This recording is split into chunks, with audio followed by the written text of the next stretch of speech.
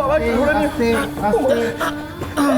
আস্তে সরে যান ফাস্ট নিয়ে যান আস্তে, এদিকে, এদিকে। সরে যান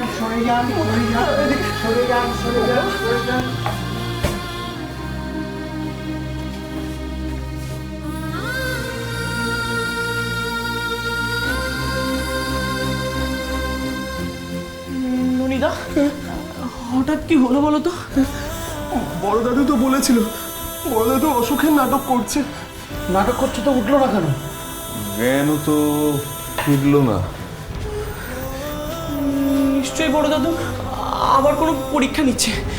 এটা তুই ঠিকই বলেছিস বিষ্ণুচরণ, ধৈর্যের পরীক্ষা নিচ্ছে। আচ্ছা স্বদেশ কতক্ষণ লাগবে বলতো? ভেতরে তো কত ডাক্তার ঢুকলো। আচ্ছা বাবা বাবা ভেতরে কি হবে গো বাবা? কি আর হবে, ভেতরে হবে শরীরের পরীক্ষা আর বাইরে ধৈর্যের পরীক্ষা। এটাই তো জীবনের অনেক। ওদিকে দাদুর কি অবস্থা কে জানে। আমাদের বাড়িতে কখনো এমন হয়নি, নাটক এমন হয়। তাই তো বলি দাদা, যাত্রাপালাকে কত হেয় করেছো। আমি কতবার বলেছি যাত্রাপালা মানে জীবন। এখন দেখো, একটু আগে যেটা নাটক নিয়ে কত হইচই করছিলে, আমি করছিলাম, কিছুক্ষণের মধ্যে কি হয়ে গেল, নাটকটাই জীবন হয়ে গেল। এখন নাটকটাই জীবনের সার সত্য হয়ে দাঁড়ালো।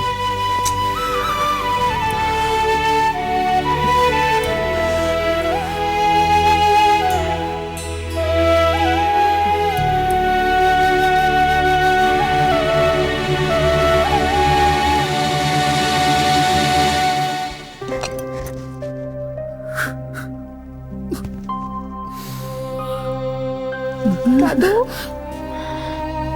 আমি কিন্তু এখন আর কোনো কথা শুনবো না। তুমি দুধটা খাবে ব্যাস। ও দাদু, এত কেন ভেঙে পড়ছো? পড়তে তো ভালো হয়ে যাবে। কি দরকার ছিল এই অলক্ষণে খেলার? পরীক্ষা করতে হবে যে মজুমদার বাড়ি এক হয় কিনা, কি লাভ হলো? দাদু, তুমি যদি এরম ভাবে ভেঙে পড়ো তাহলে কিন্তু আমরাও মন খারাপ করে বসে থাকবো। পারছি না রে অলক্ষী, আমি পারছি না। আমি আর দাদা দুজনে মৃত্যুর বাগানে বসে থাকতাম, দত্তদের পুকুরে মাছ ধরতাম, চার জোগাড় করতাম, লুকে লুকে মিষ্টি দোকানে মিষ্টি খেতে যেতাম।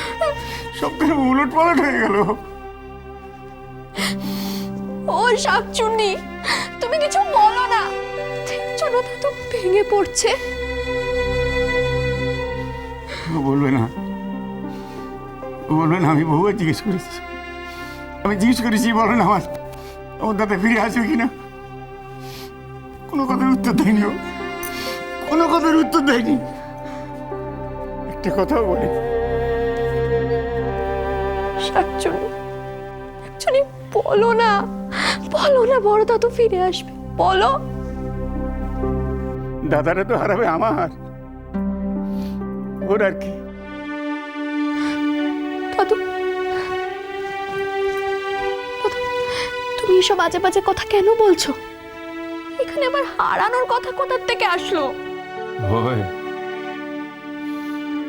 ভয় হয় রে লক্ষ্মী, বয়স হয়েছে তো,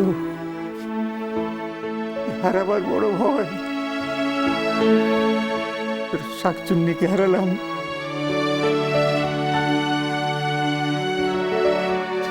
এরপরে দাদাটাও আমার। দাদু, শাকচুন্নি সব সময় তোমার সঙ্গে আছে। তুমি যখন চাইবে তখন শাকচুন্নি তোমার পাশে আসবে। তুমি হারালে কোথায়? তুমি হারাওনি, কাউকে হারাওনি। হারানো সে হারানো নয় রে লক্ষ্মী, তুই তো ছোট, বুঝতে পারবি। আমি তো ছবিতেই থাকি বুড়ো, তোমার সুখ তোমার দুঃখ সব সময় তোমার সাথে ভাগ করে নিই। তাহলে এত কষ্ট পাচ্ছ কেন? এতক্ষণ কথা বলল, এতক্ষণ বাদে কথা বলল। আচ্ছা বলো না, তুই বলো না, আমার আমার দাদাকে আমি হারাবো না, বলো না। আচ্ছা বলো না, বলো না আমি দাদাকে হারাবো না, বলো না। বলো না আমি দাদাকে হারাবো না, বলো। দাদু বলছি,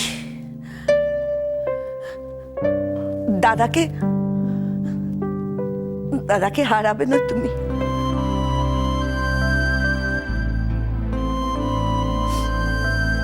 এবার দুধটা খেয়ে নাও।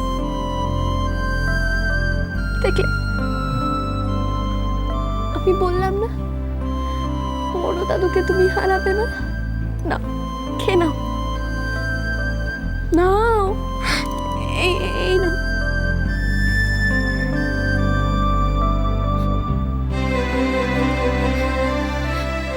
আমরা কেউ হারাবো না বড় দাদুকে, এত ভেঙে পড়ো না, আমরা কেউ হারাবো না। এই তুই তো দাদা ভাইতে ভাগ করে খেতে। দাদু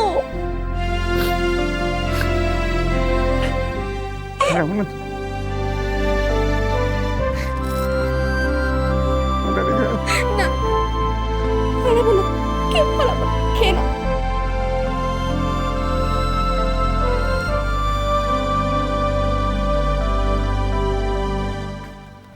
এখানে হরিদাস মজুমদারের বাড়ি কে আছেন? হ্যাঁ আমরা আছি, কেন কি হয়েছে? আচ্ছা, আপনারা কি ভেবেছেন বলুন তো? ওনার হার্টের অবস্থা এত খারাপ আর আপনারা ফেলে রেখেছেন বাড়িতেই হবে? এত খারাপ বলতে আপনি কি বলতে চাইছেন? বড় দাদু যে বললো সব নাটক। তার মানে বড় দাদু সত্যি অসুস্থ? ডাক্তারবাবু, এটা কি করে হলো? এটাই তো আপনাদের সমস্যা, সব কিছুটাকে নাটক ভেবে বসেন। হাজার হাজার রোগী বেঁচে যেত যদি আপনারা ঠিক সময় চিকিৎসা করাতেন।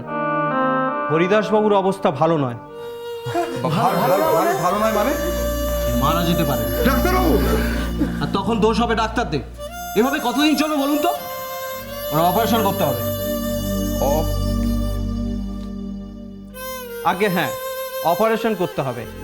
টাকা পয়সার বন্দোবস্ত করুন, আর আপনাদের মধ্যে কেউ আমার সঙ্গে আসুন, সমস্ত কিছু আমি বুঝিয়ে বলছি। শীঘ্রই আসুন। বাবা, এই ঠাকুর তাড়াতাড়ি শোন। দাদা, আর উপায় নেই, চলো বেরিয়ে পড়ি। স্বদেশ, আমাকে একটা চিমটি কাটতো। এসব কি সবই ঘটছে নাকি স্বপ্ন দেখছি? স্বপ্নই ভাবো না, চিমটি কাটিয়ে বাস্তবে ফিরতে চাইছো কেন? চলে এসো দাদা।